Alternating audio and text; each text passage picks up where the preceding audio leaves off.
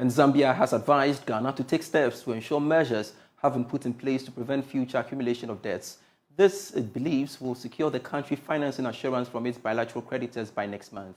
The Southern African country, which is one of, or is of course on a similar path to Ghana's, maintained or managed to secure a memorandum of understanding from China and 20 member countries after 9 months. Now, Finance Minister for Zambia was responding to a question by Joy Business at a news conference by African finance ministers at the just ended IMF World Bank Spring meeting. Ghana is, I don't want to comment about Ghana because I'm not responsible for that.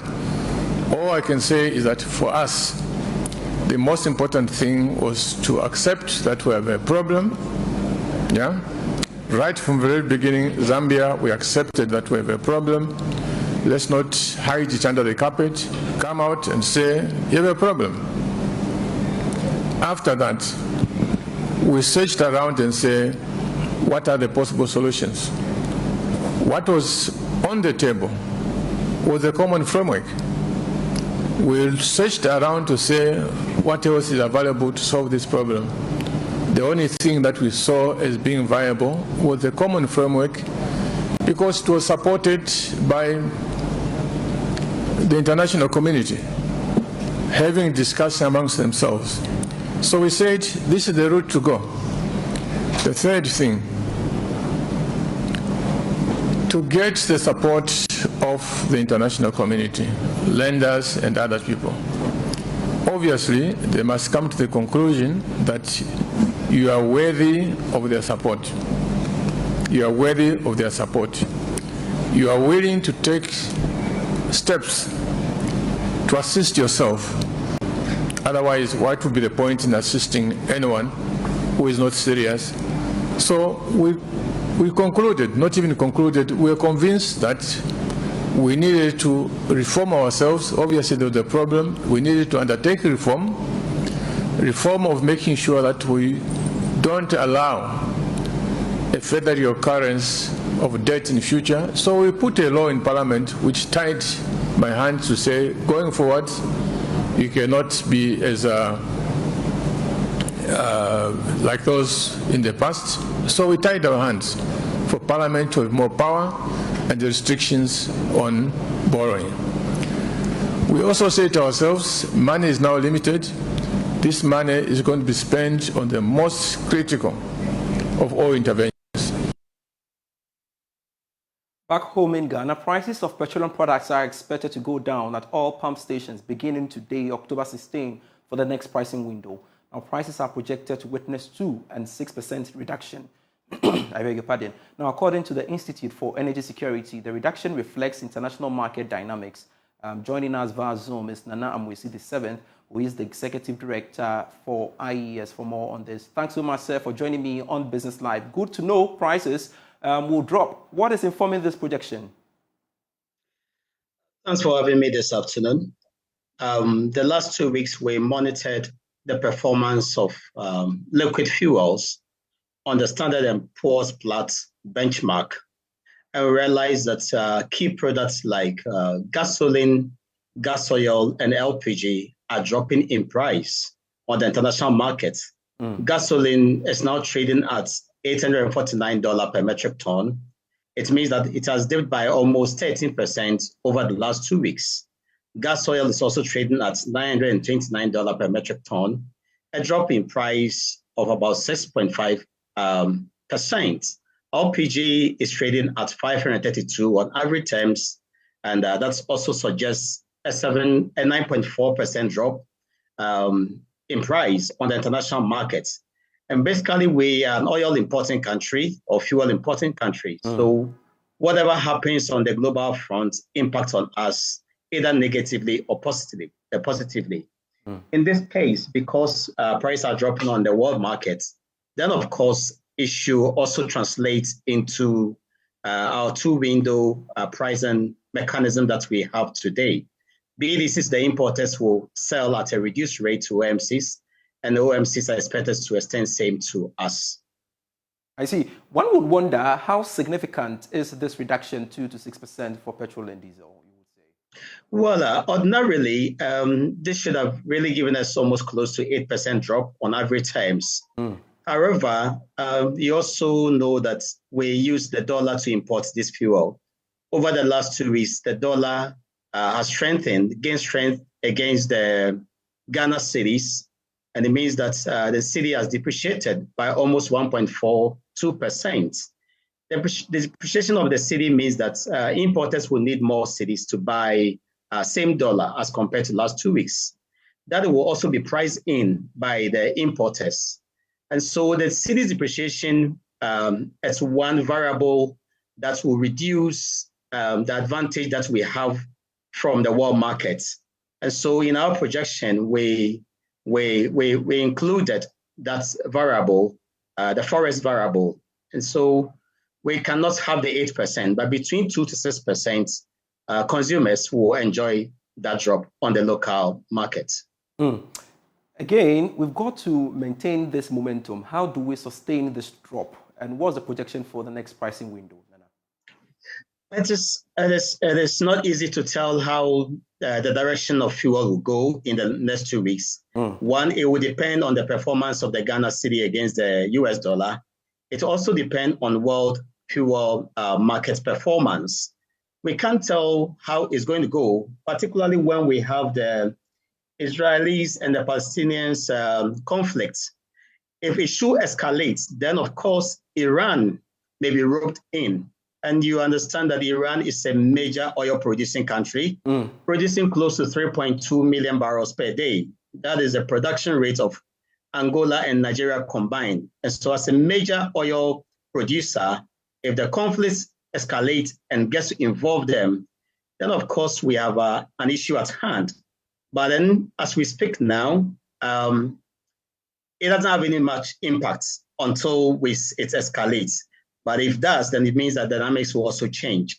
And so we have to be monitoring the space, and we also need to work on our own cedi strength against the greenback. Great. Thank you very much. Nana Mwisi the seventh. He's the Executive Director for IES, speaking to us on the back of the projection they are making, which has to do with the fact that prices of fuel will drop in the next pricing window, of course, starting from today. So some good news for consumers there. Let's shift focus now. And government will soon roll out a new program specifically targeted at creating more jobs and sustaining the expansion of the economy. The Growth and Jobs Program is expected to secure cabinet approval this week to help guide its implementation.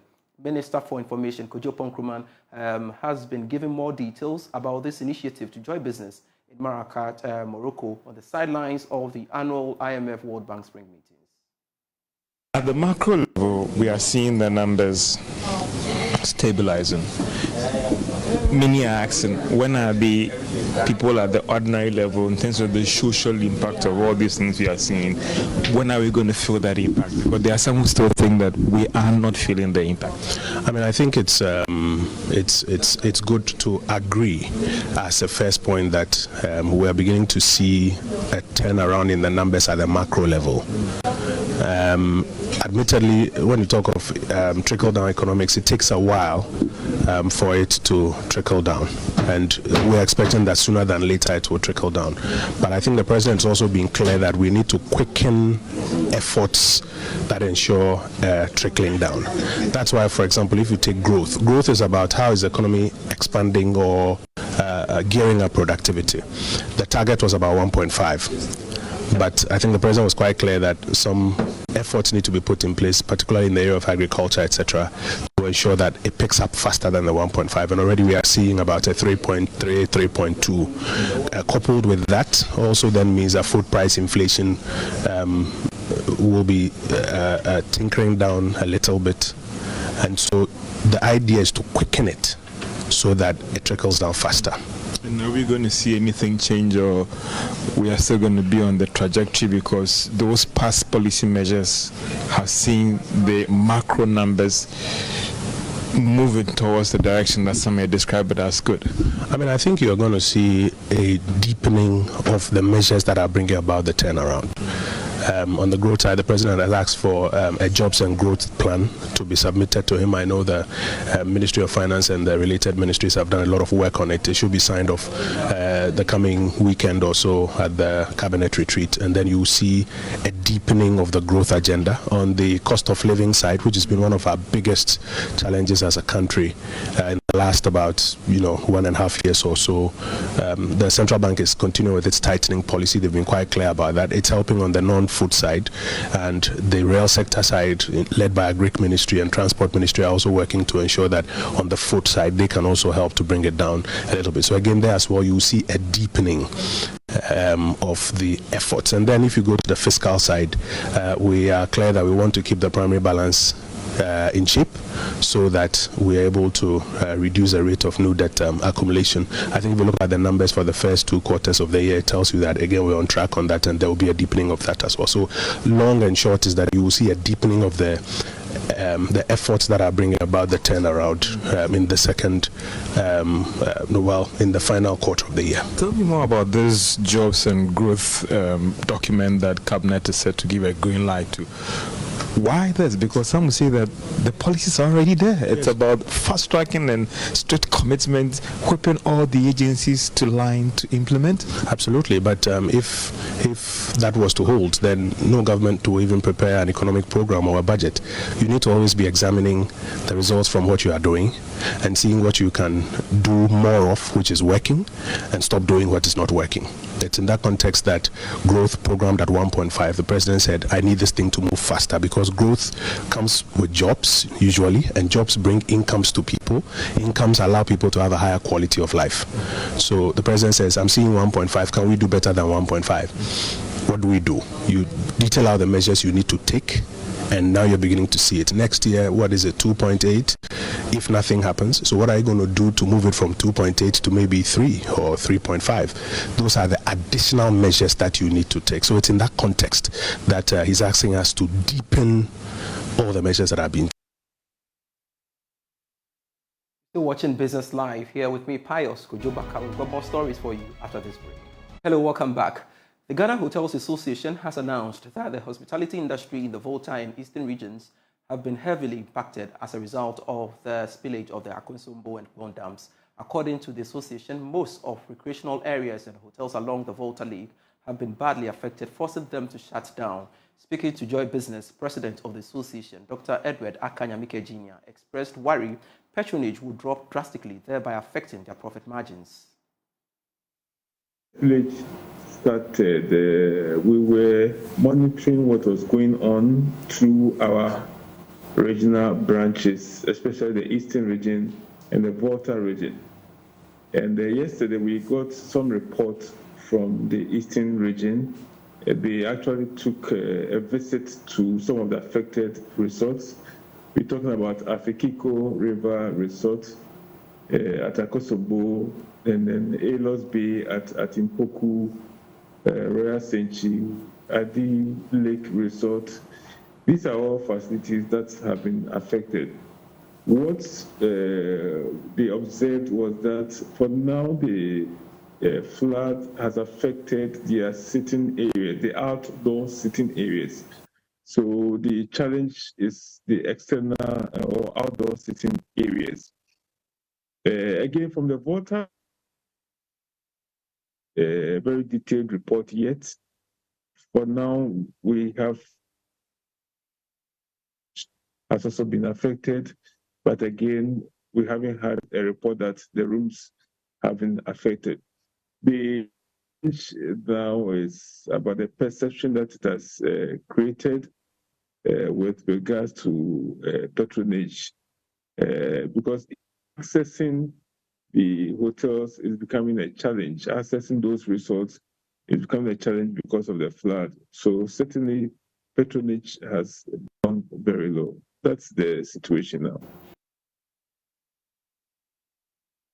There are calls for a clearer path on economic growth and development by the government. According to economist and president of the Lagos Rema Foundation, Dr. Abu Baku, the mismanagement of the resources by leadership across the world is not in line with the will of God, hence the need for proper structures to be put in place to discourage people from siphoning public resources.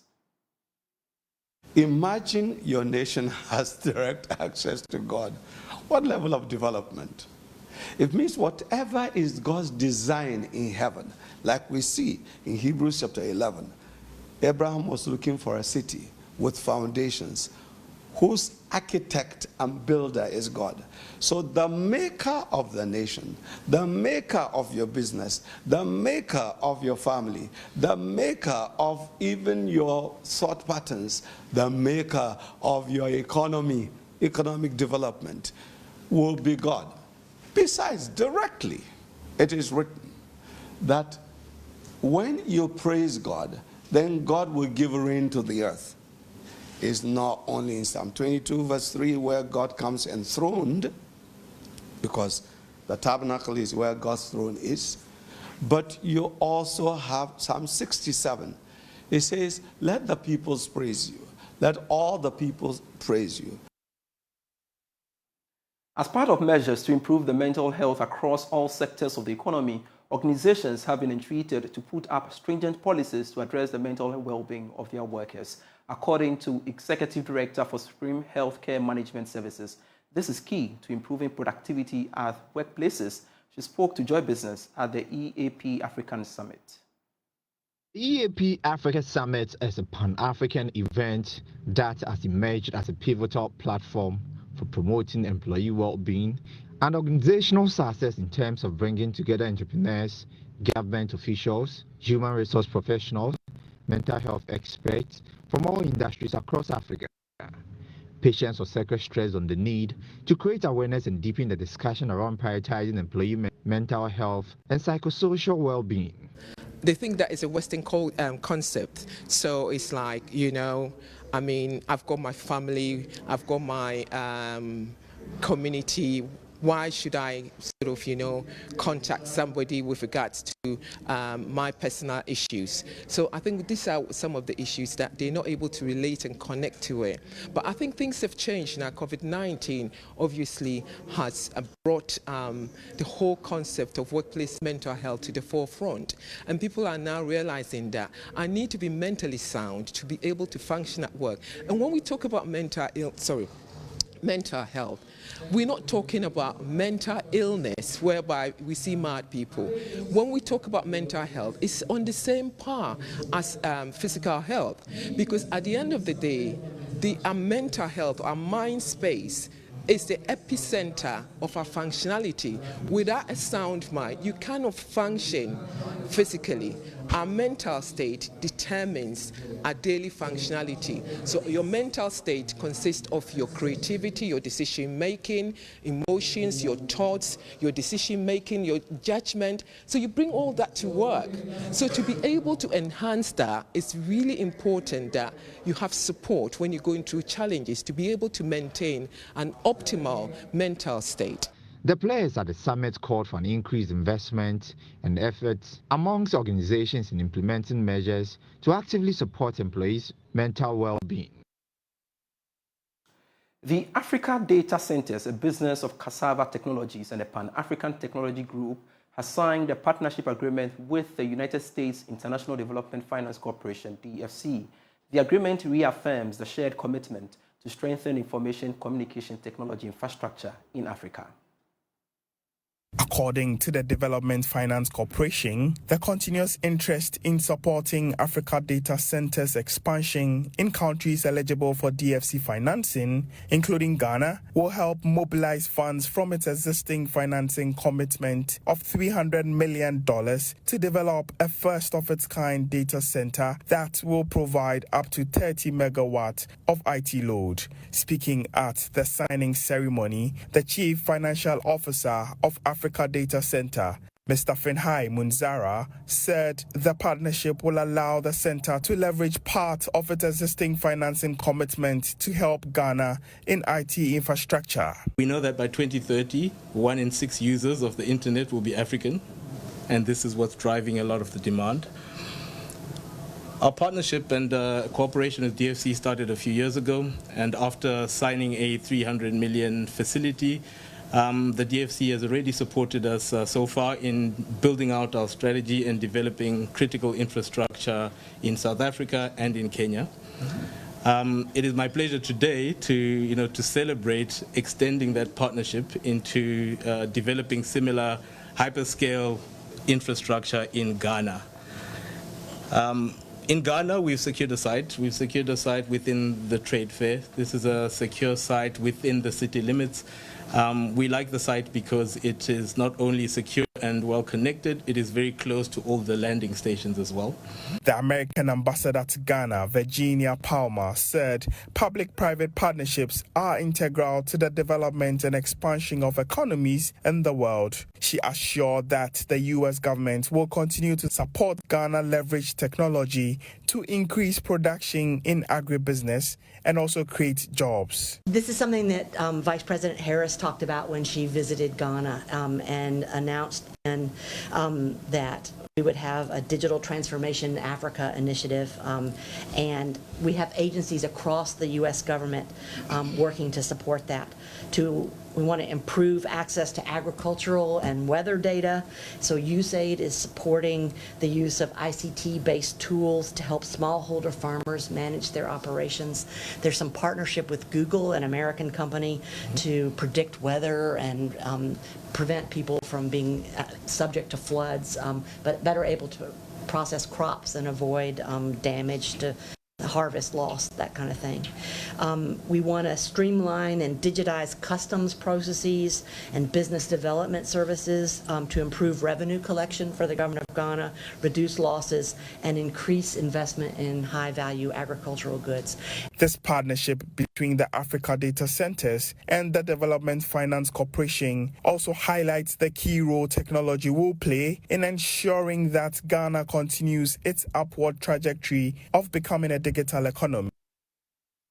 Thanks so much for watching Business Live. I am Pius Kojobaka.